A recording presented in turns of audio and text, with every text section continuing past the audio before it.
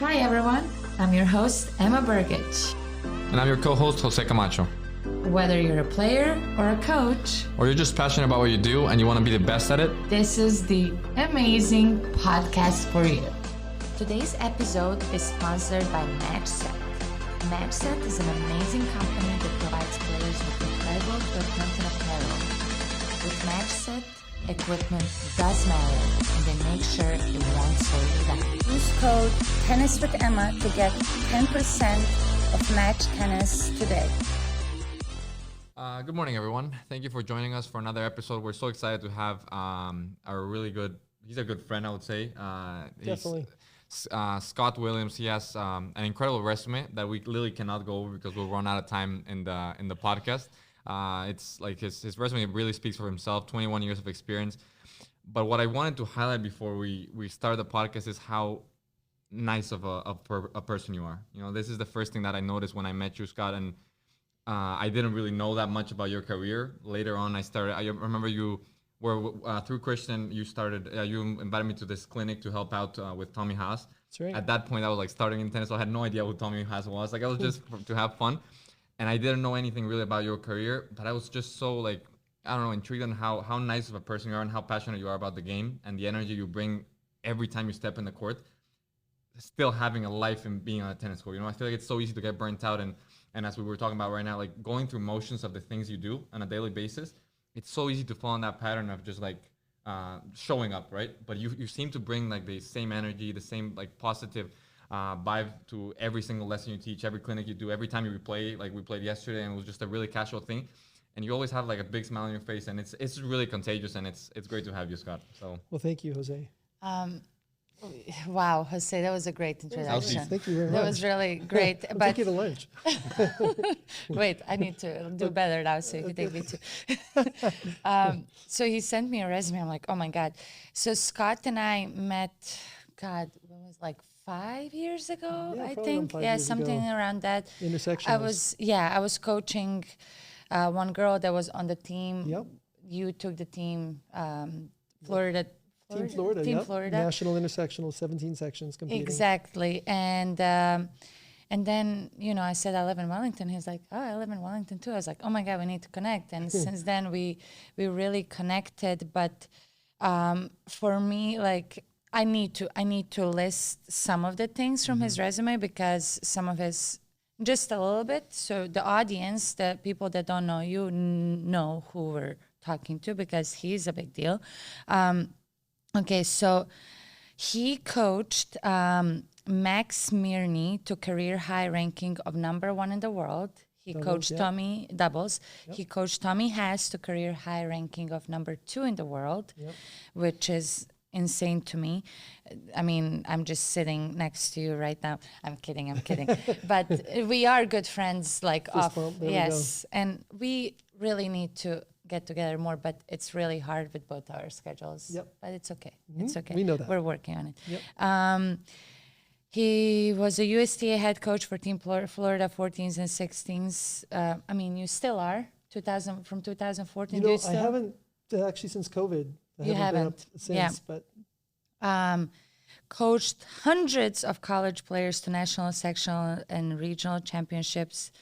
2012 USPTA High School Coach of the Year, author of Serious Tennis and Skills and Drills. We need to talk about this because I did not know this. I agree. There's so many things. I mean, if there's something you want to add that is really meaningful to you, that you want audience to know, please introduce yourself and tell us just a little bit about your story in however way you want to. well, thank you so much. Thank you for the invite to be here today. And the feeling is totally mutual. From the first time we met, obviously, through Christian, I was like, man, who's this nice young man coming in here? And you too just project this just loving heart. Emma, it goes without saying, I mean, you and I being up in Shreveport, Louisiana, unbelievable. Great tournament. But what I really respected was, one, how you handled the situation, your coaching situation, because you had a very involved parent extremely involved, one of the top 3 I've ever seen, who had a great heart, but was just constantly in the mix, and you just navigated that so beautifully. And your player was, a star. I mean, she was a clincher for us. And it was just top quality coaching. And I know that's been I'm so happy to hear you're still competing and keeping sharp. Congratulations on reaching the finals. Thank you. Boca.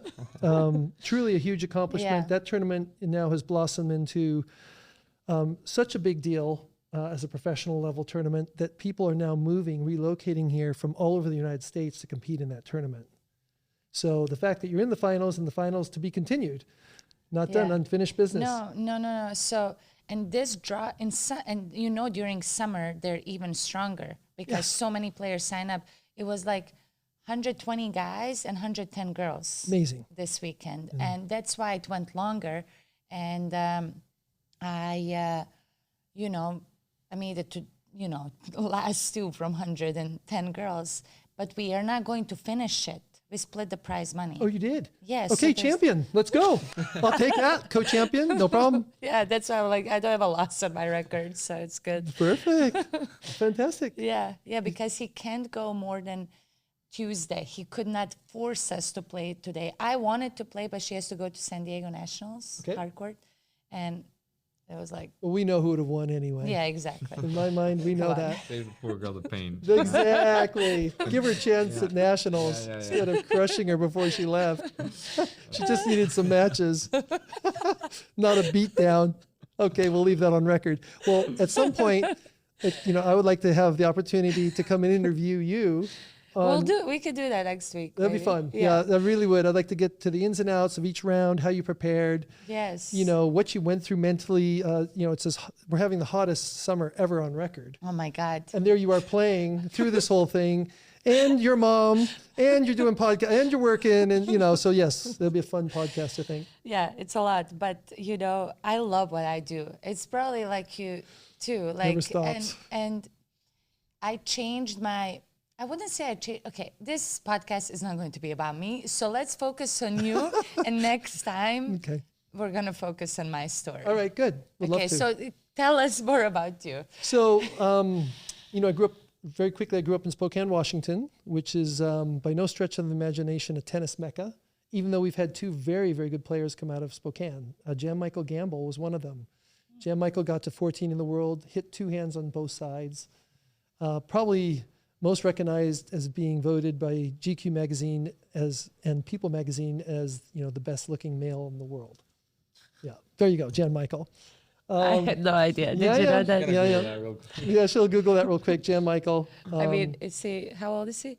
He's he's 40 something. I'm about to be 31, so why not? Yeah, you're just young.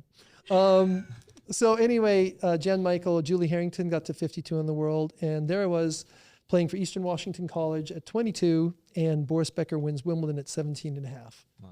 And I think to myself, coming from Spokane, Washington, sure I want to be pro, but how am I going to do that? Both my parents were teachers. Mom was a professional ballet dancer. Dad was a professional tap dancer. It's a long ways. And so in my heart, I knew that I was going to have to get to Wimbledon and all the championships in a different way. And I figured, here's what I'm going to do. I'm going to pour everything I can into the game of tennis. I'm going to compete. I'm going to learn every facet of the game I possibly can. And let's see where that gets me. And I'm going to focus on becoming a professional coach. So in 98, I'm over in Europe playing. I meet an Austrian family. They take me in. Our arrangement is I will coach the daughter and they will teach me German. So and how old were you? I was, I just graduated from college. So I was 22. Okay. Yep. And from there, they introduced me to Eugen Gressel, who worked at a place called Tennis Hall Europa. From that tennis hall, he produced Barbara Paulus, Horst Skoff, Alex Antonich, and most importantly, Thomas Muster, who was, of course, eventually #1 in the world, coming from a country of 7 million people. It was just unreal. It just ignited Austria for tennis. So I was working over there coaching with this family. I went behind the Iron Curtain, and I studied with Ivan Lendl's coach, Yan Swoboda. He had worked with Lendl from the ages of 5 to 18. And he had also developed other great players like Pavel Slosil. Pavel Slosil ended up being a great professional player himself. He coached Steffi Graf and a number of other top players. So I was learning the Czech method of technique, which at that time I felt was the purest form of technique in the world. And many students that had that technique, of course, went on to do great things in the game of tennis. Navratilova, so many. And from there, I started a group going over to the United States during the summer, and I was at the U.S. Open with this group that I had called Tennis Europe. I'm trying to remember what the name of this. Tennis Europe was our competitor, actually. It was with students abroad ski and tennis camps. And I was bringing students from Europe back to the States, introduced myself to Nick Bollettieri at the 88 Open. And I was really shaking when I went to meet Nick. He was standing at the top of the stands with his glasses on. He was watching Scoff play Jim Courier. And I introduced myself, and we started talking, and he said, I'd like you to drop your resume in my box down at the hotel, Intercontinental. I said, okay, Nick, I'll have it there tomorrow. So quickly went over to my friend's house where I was staying, drew up a resume, dropped it off to Nick. Nick said, he called me a week later, and he said, how long would it take you to move to Florida? And I said, 1 week. Oh. So I flew back to Europe, where I'd been playing Austrian club tennis and coaching over there, and I learned how to speak German, moved to Bradenton, and that's where I started my career with Nick. Wow, I did not know that you started your career with Nick. Well, I don't know much. It continued. Okay, so then what?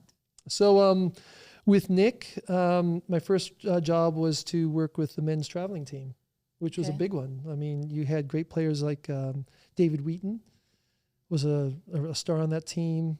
Courier was on that team. So already I was like, what's going on here? I'm not, as a player in this league, these guys are far better players than me. What can I contribute to them? And, you know, the biggest part of coaching versus teaching is the support system. And so often it's what the players need is just support, be it A to Z. You know, it could be everything from taking care of their feet with orthotics to, as I did in Shreveport, by the way, laundry. Yeah, there was boys on my team. You know, they were just going through so much laundry in that tournament. Coach took the bags and, you know, whatever it is to help the players to put their mind at peace, to help them to recover from their matches. I mean, you know all these things, but that's really what it becomes. And that was always my approach. So working with Nick, our first generation were those stars. The next generation came through, and sure enough, a young group came through, starting with Tommy Haas, Greg Hill, who was the private student I was working with Nick. Tommy and Greg hit it off immediately. As friends, as doubles partners, I mean, they were competitive as anything, and my job became eventually just to take care of those two boys. And so I became a surrogate brother. We were close enough in age that it was a close relationship. It was an extremely competitive relationship, and we started working full-time together until the age of, I think they were around 17, 18, when I said, all right, guys, I've poured everything I can into you. We need to take a break, right? And that's a hard thing to say to players, but I'm so glad I said it because quite honestly, they were getting a little bit too comfortable hearing my voice and knowing a little bit too much, you know, and they were boys. They were constantly trying to, you know, play some chess with coach on court, off court, doing activities sometimes that, you know, kept me on my toes, but because I had to look out for them. So anyway, it was a great move on my part, just by chance, nothing really by chance. It was meant to be. And the next thing you know, Nick is coaching Boris Becker. And Nick is working with Becker. And Becker's manager requested that I come over and work with his family. So 10 years prior, when Spokane, Washington at 22, Boris Becker, 10 years later, I'm working with Team Becker in Germany. Wow. And we're going to dinner with Boris and his wife, Barbara, and his children. And I'm like, is this really happening? Here I am. You know, so I don't believe in coincidences. My students, they know it. I always say there's coincidences only, because I've had so many coincidences happen in my life. No way. There's just too many.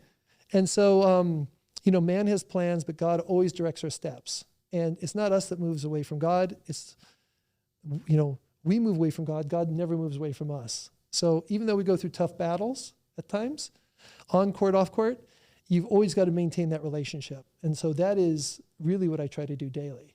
And it's not a religious thing. It's simply a relational thing, having that ongoing conversation and spending time.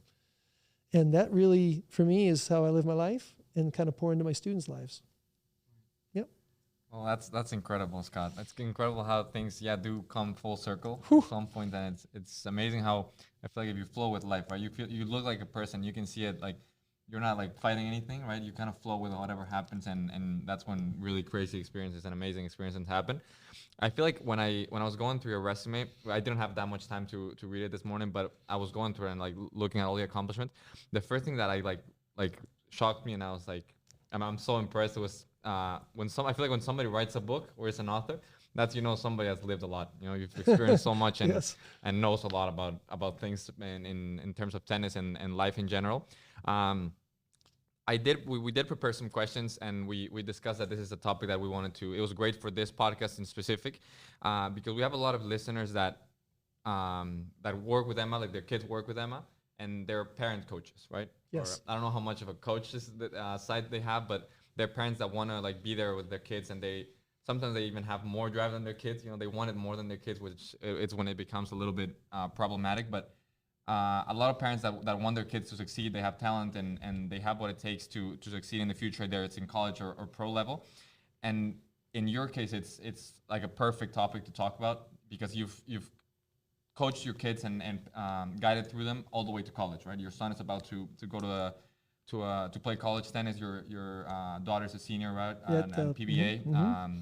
Both of them obviously coming from you, fantastic kids. But can you talk a little bit about how was the whole process, right, from a young age? How are you balancing the parent side, being a father, but being a great coach for them as well?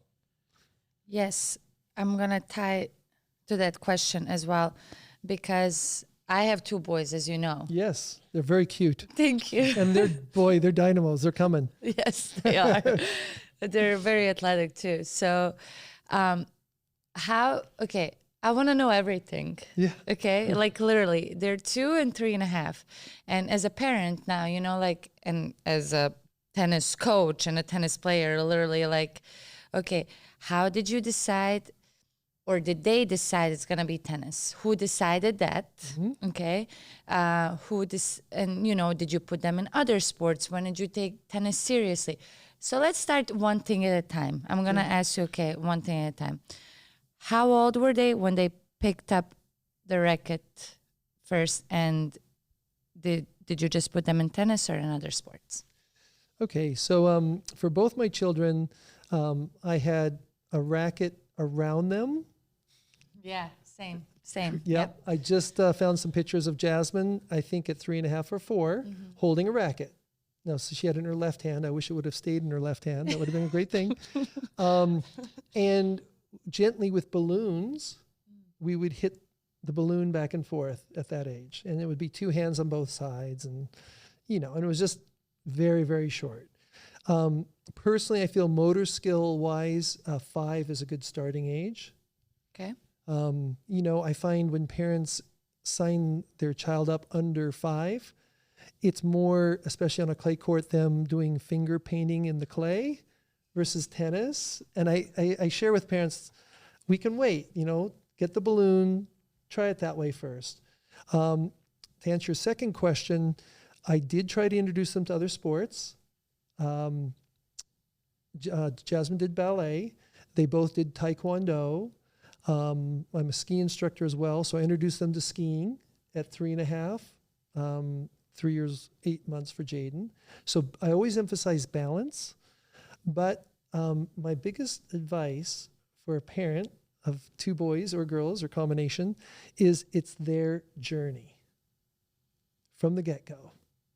So I can honestly say until both of them got into college, I have never shared, I've tried not to share stories of my tennis background. Now that sounds funny, but they've observed it, they've been around it, but this has 100% been their journey. And so, in the ages of 5 to 10, I do think it's a great idea to introduce them to other activities. So one of my friends has his 7-year-olds playing baseball and basketball, and they're doing tennis as well. And he keeps asking them, so which one you like more? Which one you like more? Well, I can tell you, if one parent likes a particular sport, they have a strong tendency to want to do that with the parent, if it's presented in a fun and loving way. So to do that in the ages of 5 to 10, I would always say, hey, what would you guys like to do today? You want to go swimming or you want to play tennis? Okay, Dad, we want to go swimming. Great, let's go swimming. And I would be just as excited to go swimming as tennis. All right, guys, what do you want to do today? You want to go swimming or ride your bicycle or play tennis? Oh, we'll play tennis today. And so it would be a short, successful experience. What do I mean by that? Okay, today we're going to try to hit one forehand over the net, the mini net, with a red ball or at that time an orange ball or green ball. Regarding the different balls, the best part about those type of balls I find is that they develop what you cannot see, which is the concentration. Yes, they're easier. Yes, we've raised tennis players without those type of balls, and they've been very successful. But I do feel that there is a place for those type of balls in increasing the rally length. And that does develop concentration ultimately, which from the outside, you don't know how long a player can concentrate. So always a really fun, enjoyable experience. If it's forehands today, okay, we made one. Let's see if we can make 3. Let's see if we can do 5. Okay, can you do 5 in a row? Terrific. You achieved that. Great. Well, today we're going to learn the backhand next time. So it's 5, and you build up. Ultimate goal, ready? By the age of 5, 100-ball rally without a miss. Wow. 100-ball rally with the red ball? It can be red ball, without a miss. So how do they do that? They move around, they hit forehands, they move around, and so now you're teaching them how to move around the ball and hit it. Now, why do I say 100? Concentration, amazing. Footwork needs to be there. They've already developed the hand of opening the face. And by doing that, you're now setting the foundation at a very early age that if they really love the game and you feel like they're talented in the game and willing to work at it, enjoy it, and big subject, you have the financing to help them go that distance, right? Oh, what do I mean by that? Well, when Greggy and Tommy were 13, 14, 15, 16, 17, and we were traveling, at that time, it was costing us about $120,000 a year to take them to the tournaments, coaching, everything. So parents, great. I am thrilled your child has the talent and the work ethic, but you as the parent now have to figure out, where is that type of money going to come from? I wish I could tell you it comes, from the federation. It generally does not. Certain cases, there'll be a contribution made, but they're at the developmental stage, not shelling out that type of money. Other parents have done creative things. Tommy's father, for example, had, 12 people that donated 10,000 Deutschmarks for a piece of Tommy's future earnings, which happened. Wait, how did they do that? They don't. Can you repeat that? It's a fascinating story, and Mr. Haas talks about it. He approached 12 different businessmen, all of which donated 10,000 Deutschmarks. And then he had to pay them back? Or how? They, in exchange for that, they got a percentage, maybe 1% of Tommy's future earnings. Okay, so anything he earned at in the future, they Right. That's good. Now, That's another ideal. source of income, and I'm just going through this because it really sets the stage No, this as is to important. why I chose with my family to go the student athlete pathway, which I'm going to be talking about today.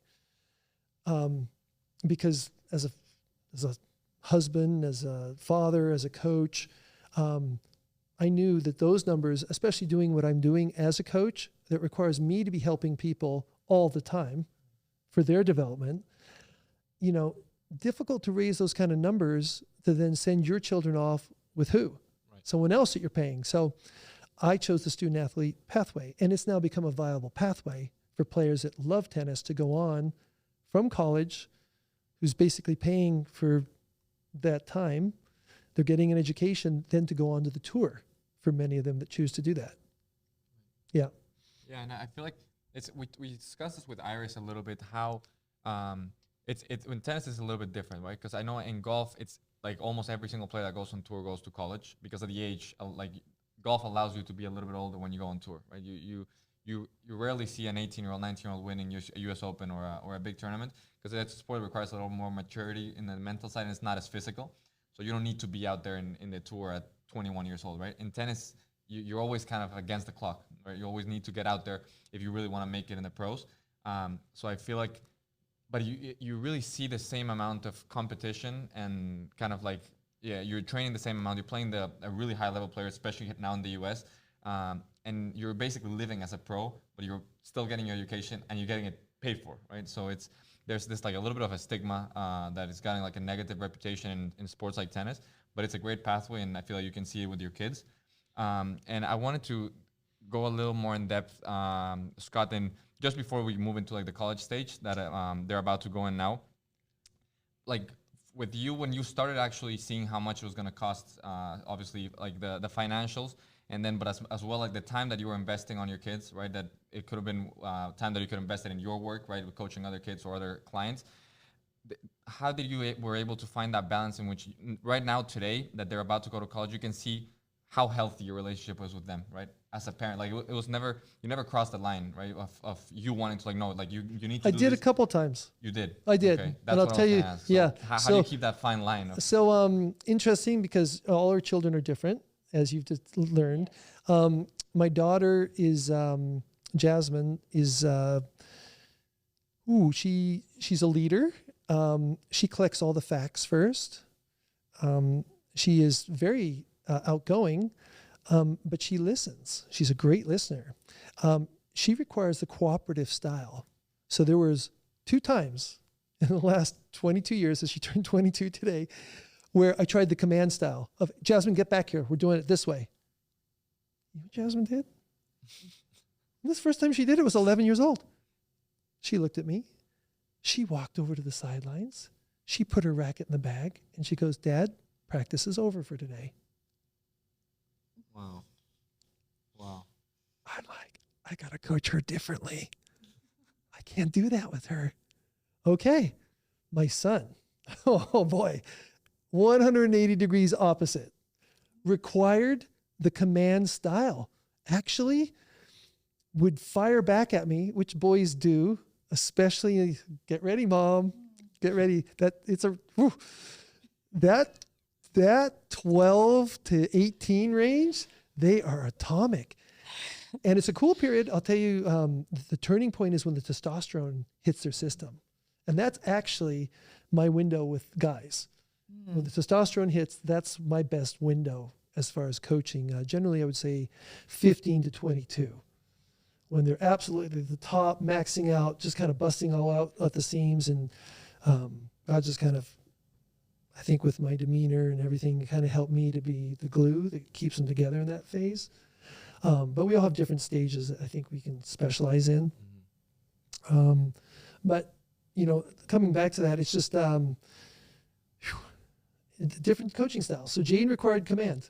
Hey, Jaden, no more speaking this practice.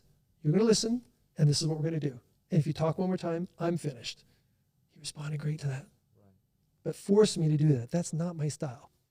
But that's so important that you're able to figure it out. And that's probably why you're, not probably, but that is, I mean, for sure, why you're very successful in what you do is because you can adapt and you can adjust to, you have different coaching styles, depends on what that person across the net needs. Right. Even if it's a 5-year-old, even if it's a 70-year-old. Yeah. You will figure out what they need and what they respond to the best, like you did with your kids and like you're doing probably on a daily basis. And that's why you're successful in what you do. I mean, don't you think so?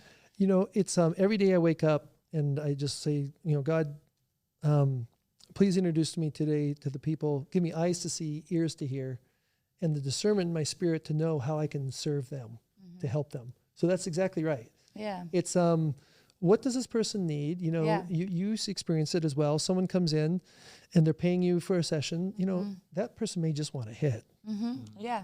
And they want the solitude of just hitting the ball. And be quiet. Be quiet. Yep. You know, okay, great. Yep. Let's go up the middle. Yep. Cross court. Fine. Ready to move around? Great. There's the other person who comes in and it's like, okay, you know, I've started playing tennis, but I really know nothing. So could you please start from the beginning? And they really want you to go from the beginning and just keep on going. Yeah. Yeah. I agree. No, yeah. But you figure it out. Just one question. When is it, just going back to the student athlete developing, let's get back on the subject, because we spoke around 5 to 10. When do you just focus on tennis? At what age range? What do you recommend from your experience with your kids? And how important it is to play tournaments and when to start playing them? Well, that's what I was highlighting with your student that was the intersectionals. So there's differing pathways. Tommy, for example, whose father was also a teaching pro, his technique was developed by the age of 7. Now, it's not to say over the next, 10 to 12 years, there were not adjustments being made. I recall one time his grip was slipping to a full Western, and he was 16. So that had to be re-corrected. Footwork and things was always being developed. With the different players, it depends on what your ultimate goal is. Now, mom and dad oftentimes set that ultimate goal, which is a danger, right? Your student that you were working with at the intersectionals had already been ramped up as Tommy had been. And as I put out that goal of 100 strokes in a row without a miss, that is a professional objective. That is setting a foundation. So to answer your question, if as a parent, you as a family are saying, look, we're going to go for the pro route, then you are starting to do the tournaments at 10, 12s. Definitely by 12s, you're ramping up to 80 to 100 tournament matches a year. Danger number one, the child's going through a lot developmentally, physiologically they're going through a lot. They can counter and they can look you right in the face and say, you know what, this is your dream, this isn't mine. Right. You're living vicariously through me, I quit. Sometimes they're afraid to say that. So the second biggest response is, I'm hurt.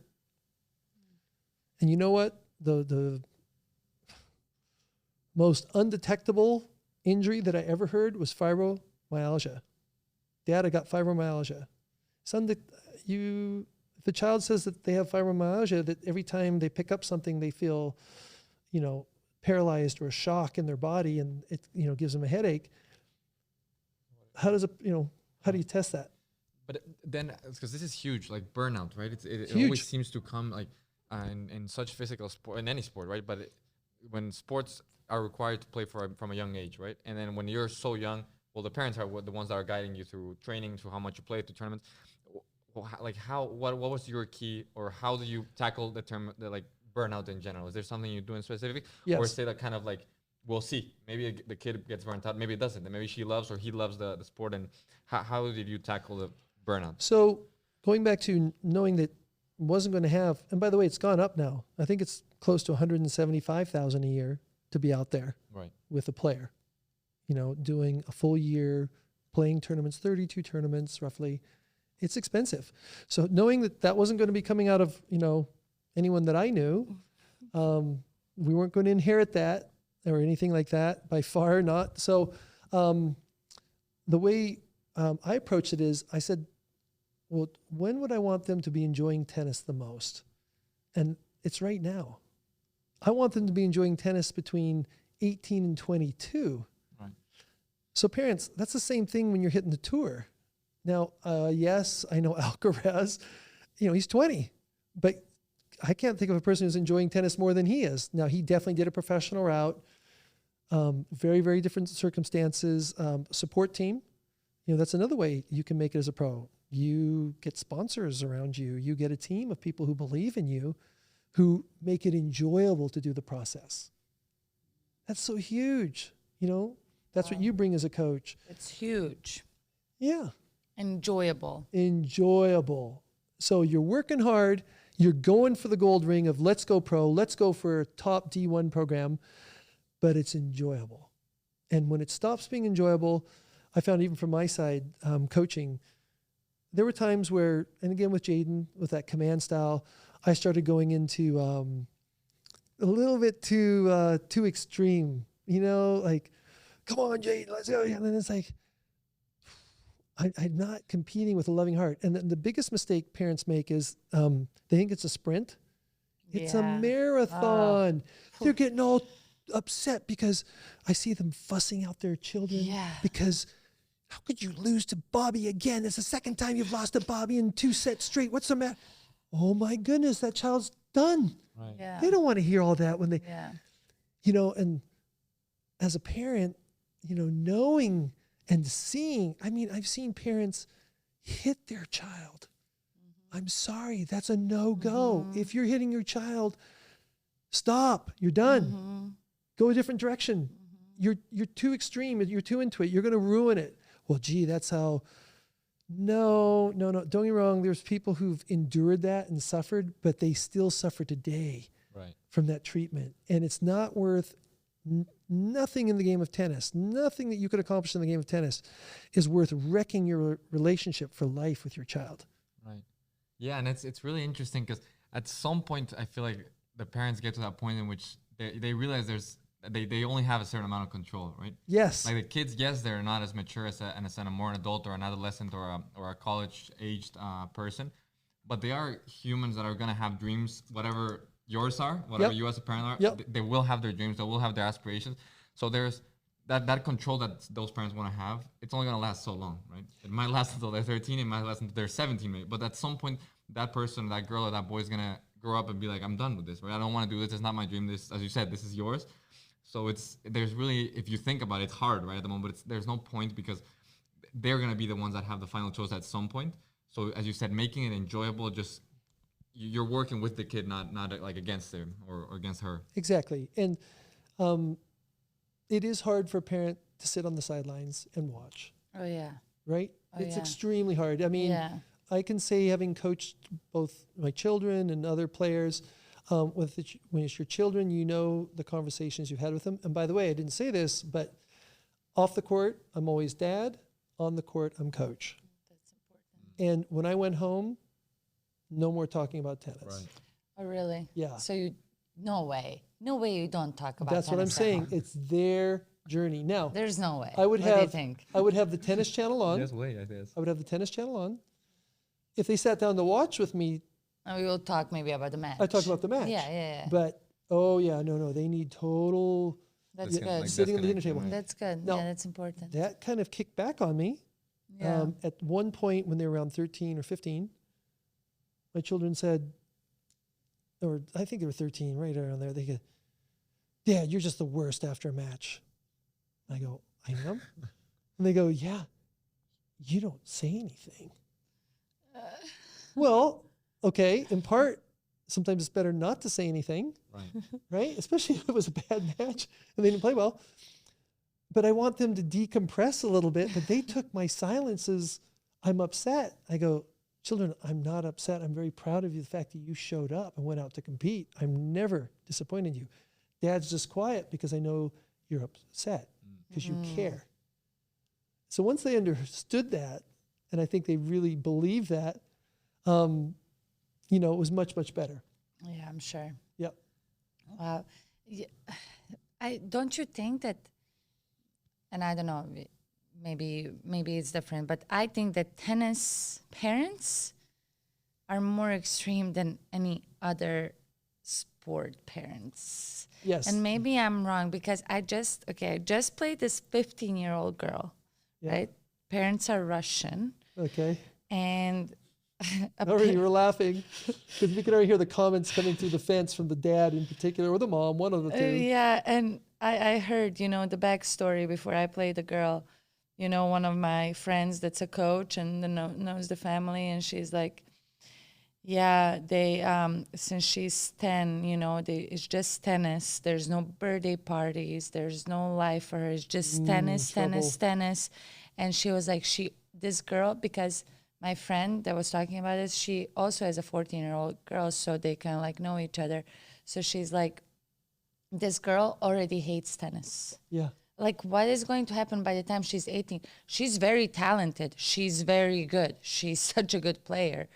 You watch the one. Really I mean, but like here, you see that I don't know how they're gonna turn it around. So she has the love for the game. I really wonder what's her story going to be and how she's going to end up, because it's sad in a way, in a lot of ways. There's 2 points there, and you both brought up really interesting points.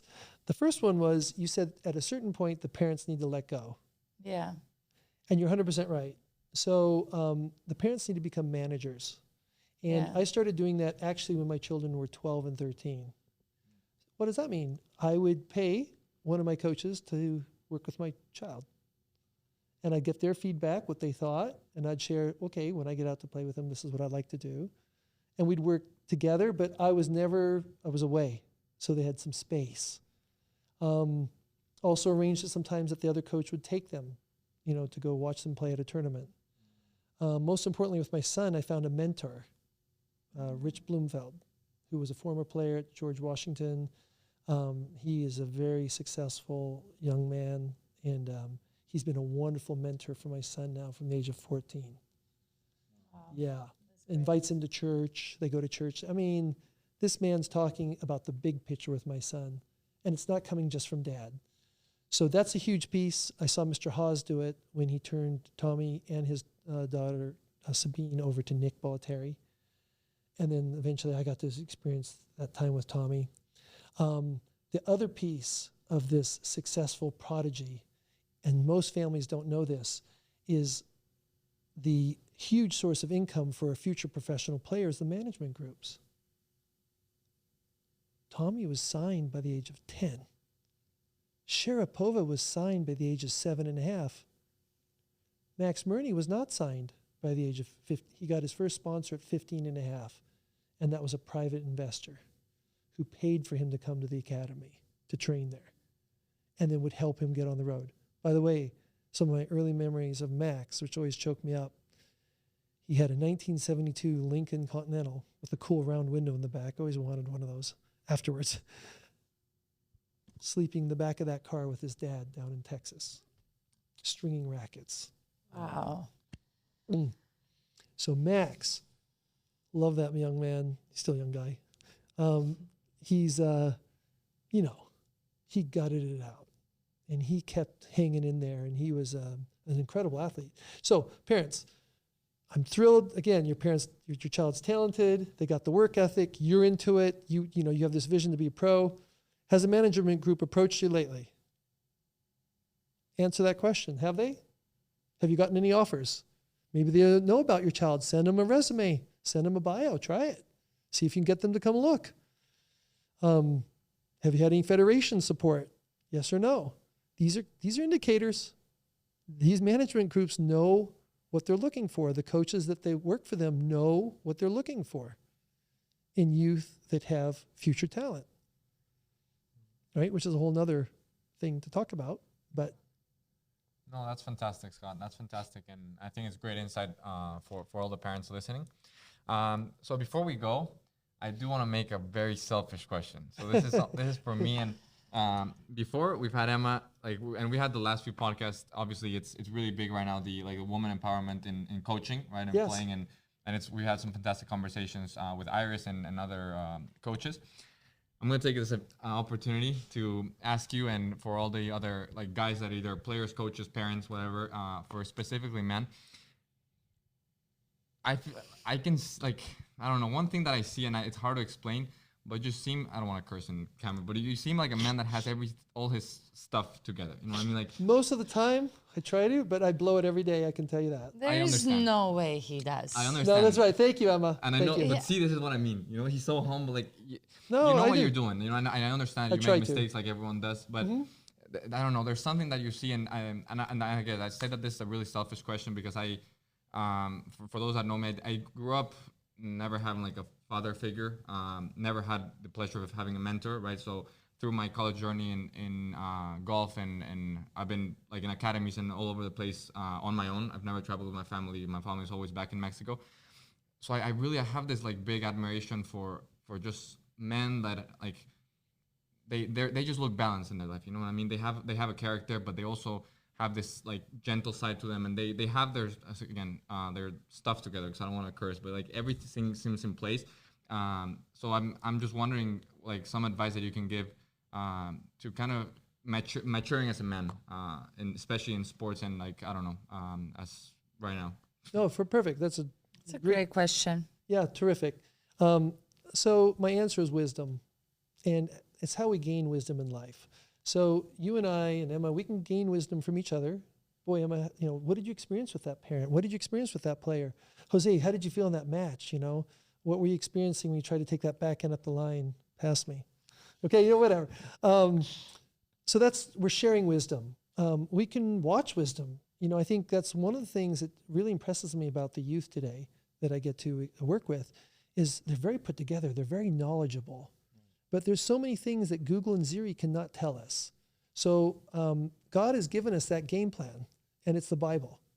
And as we encounter different problems, people don't necessarily understand how the Bible is put together, right? So the Torah, which was for the Jews that were leaving Egypt, the Torah, the first 5 books of the Bible, is really telling them how to go forwards and to, survive. The next part of the Bible in the Old Testament was really advice for the Levitican priests and how they conducted things. And of course, the latter part, which is the New Testament, is the story of Jesus and, what his sacrifice was for us. So having said that, and I always bring this up in my podcasts and other things I do, and people go, Scott, you're religious. I'm actually not religious. I am 100% relational. Yes, I have founded, a non-for-profit, and we work with a lot of different organizations, Christian organizations, but we also work with Jewish organizations, and we've also helped Muslim organizations. So it's not a religious thing. But to answer your question, I find my greatest source is going to God's word. So as I was expressing to Emma, a few weeks ago, man, my wife and I were going at it. I was just blowing up. We just were not on the same page. And I'm like, so the first thing I did is I prayed on it. And I said, Lord, please show me in your word what I need to do. Do I need to do something completely different? Stop this? No, I didn't have any grounds to stop it. And sure enough, as I would go into God's word, which I'm happy to give you a copy, and I'll take you through it, you just gain so much knowledge. But it's all based on experiences and things that other people have had, or it's been inspired by God. That's my answer. That's great. Awesome. Thank you so much. You're welcome. Thank you for the invite. I wanted to close it out just with the final question, and then we're gonna be done.